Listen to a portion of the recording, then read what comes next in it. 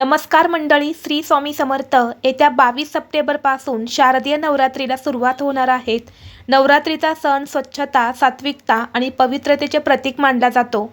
या नवरात्रीच्या 9 दिवसांमध्ये आपल्या कुलदेवीची सेवा, उपासना केली जाते.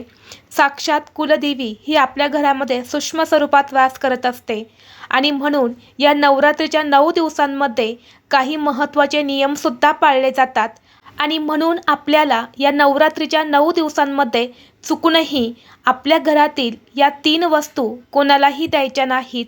कळत ना कळत या वस्तू जर तुम्ही कोणाला दिल्या तर तुमच्या घरातून लक्ष्मी ही काढता पाय घेईल, घरात गरिबी आणि दरिद्रता येईल आणि आपल्याला आयुष्यभर याचा पश्चाताप करावा लागेल.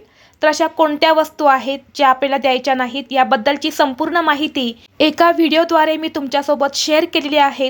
तो व्हिडिओ पाहण्यासाठी या व्हिडिओच्याच खाली आपल्या चॅनलचा लोगो दिसत आहे, तर त्या लोगो खाली एक छोटा त्रिकोण आहे, त्या त्रिकोणावरती क्लिक करा म्हणजे संपूर्ण योग्य ती माहिती तुमच्यापर्यंत येईल. धन्यवाद.